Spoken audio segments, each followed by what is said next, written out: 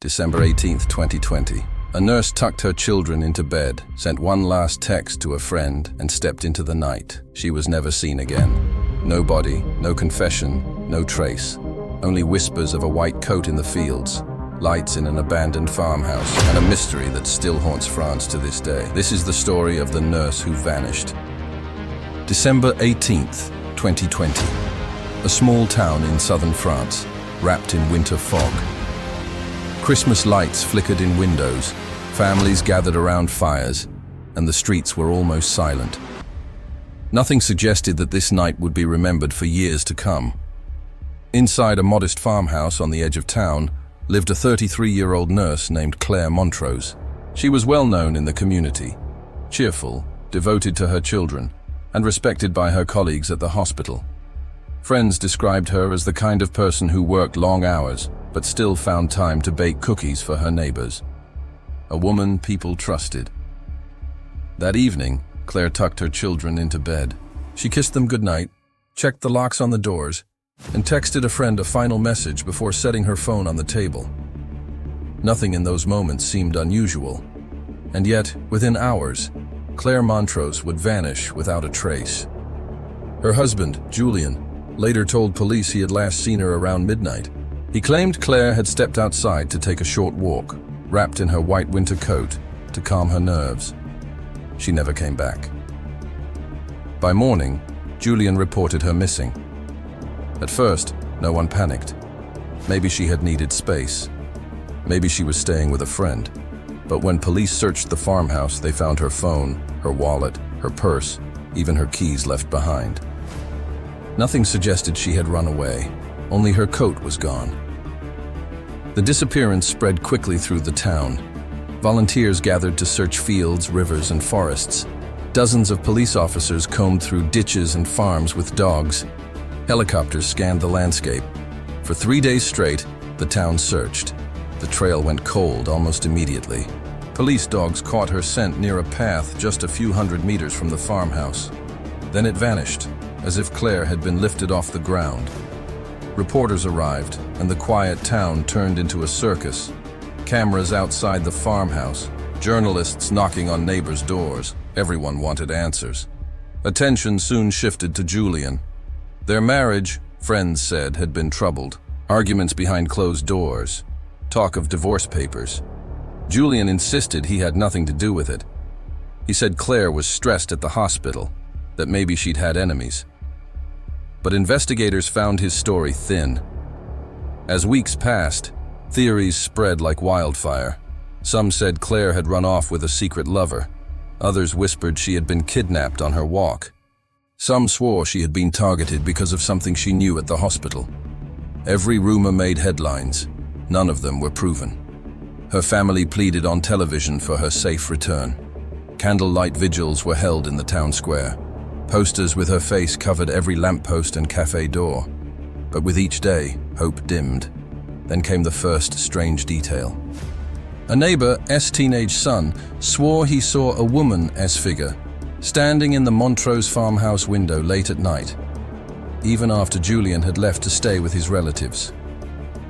He described the figure as slender, wrapped in a white coat, staring out across the fields. When adults checked, the house was empty. No footprints, no lights on, nothing. Soon, other neighbors whispered similar things. A coat hanging on the back door, a shadow moving across the upstairs window. Police dismissed these as imagination fueled by gossip, but the whispers kept growing. By February 2021, with no body and no breakthrough, investigators turned harder on Julian. His interviews grew tense. His timeline didn't match perfectly. He was arrested on suspicion of murder. But without a body, without a confession, without physical evidence, the case was like smoke, impossible to grasp. Julian sat in a cell. Claire's children went to live with relatives.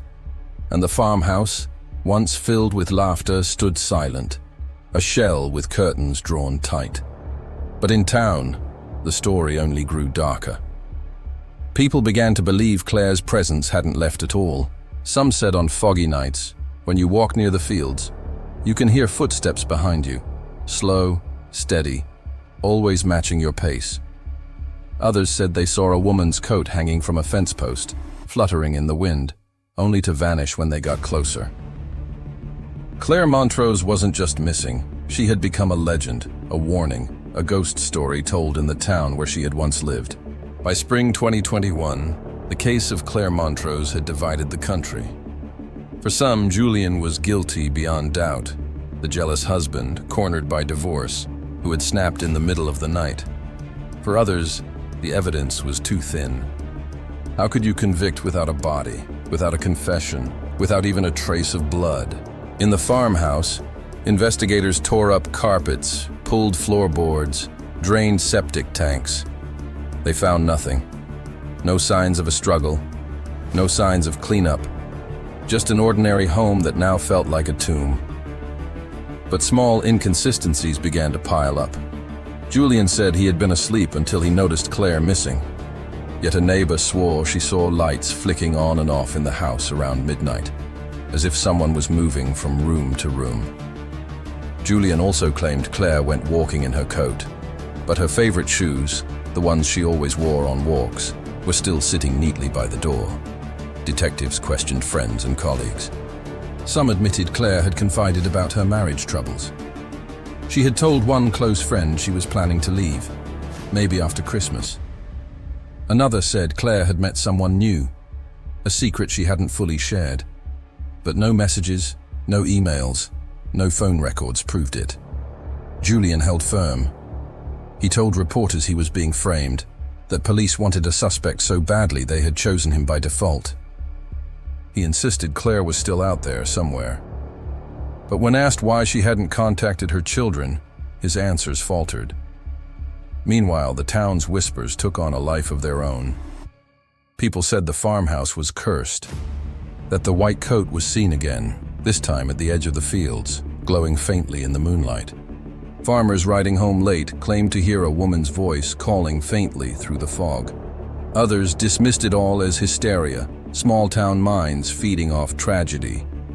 But even skeptics admitted one thing. The air around the Montrose farmhouse felt heavier than before. By summer, the media had turned Claire's story into daily drama. Talk shows debated her fate. Tabloids printed theories ranging from secret lovers to kidnapping rings. Amateur sleuths online pored over maps, timelines, weather records, even moon phases on the night she disappeared. Everyone had an opinion. No one had answers. Then, in October 2021, came a breakthrough that wasn't really a breakthrough at all. A hiker discovered a scrap of fabric near the edge of the woods, 2 miles from the farmhouse. White, frayed, stained with soil. Some thought it was Claire's missing coat. Others thought it was nothing more than a discarded rag. Forensic testing proved inconclusive. The debate grew louder, the mystery deeper. As 2022 arrived, prosecutors moved forward with their case against Julian.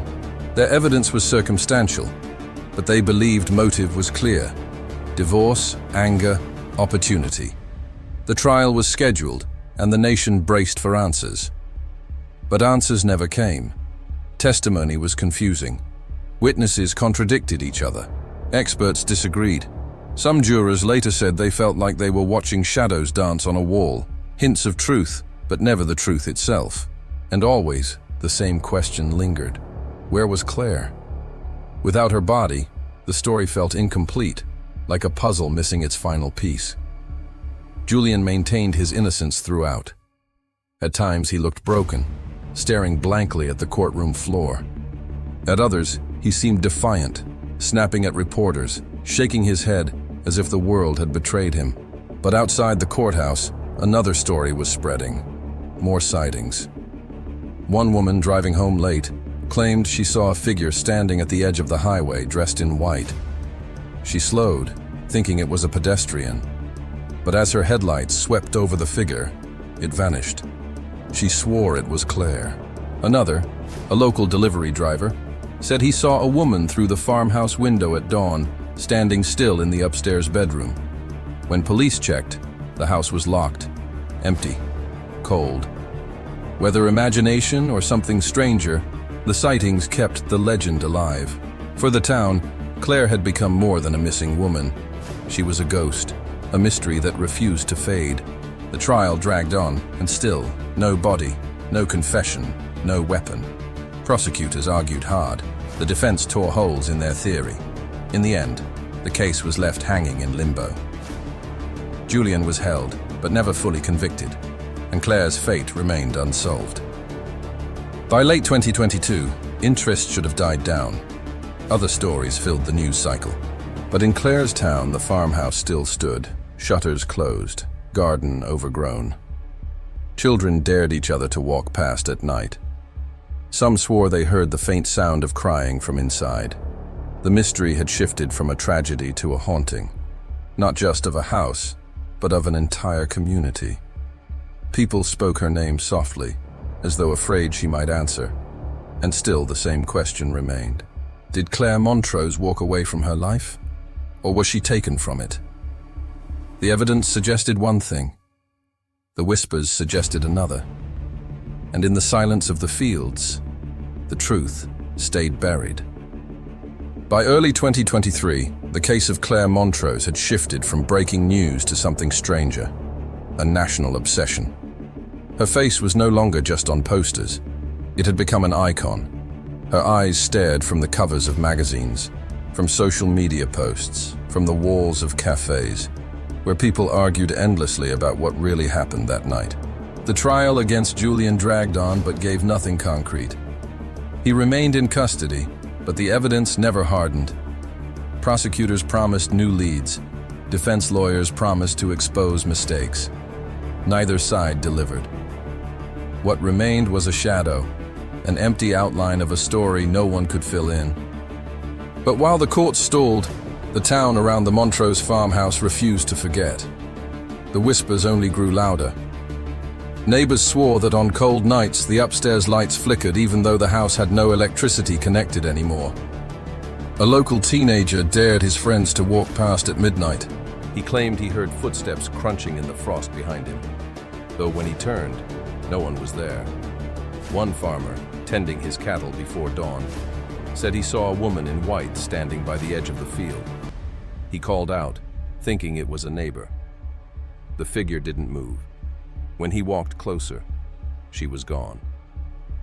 In the soil where she'd stood, there were no footprints. The farmhouse itself became a place of fear, locked, boarded, abandoned. Yet people swore they saw movement in its windows. Some claimed a figure lingered at the curtains watching. Others said they heard a woman's voice humming softly like a lullaby.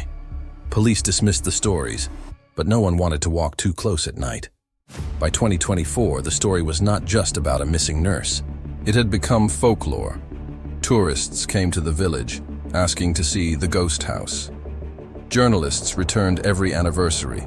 Podcasters dissected timelines, while self-proclaimed psychics wandered the fields, claiming to feel her presence.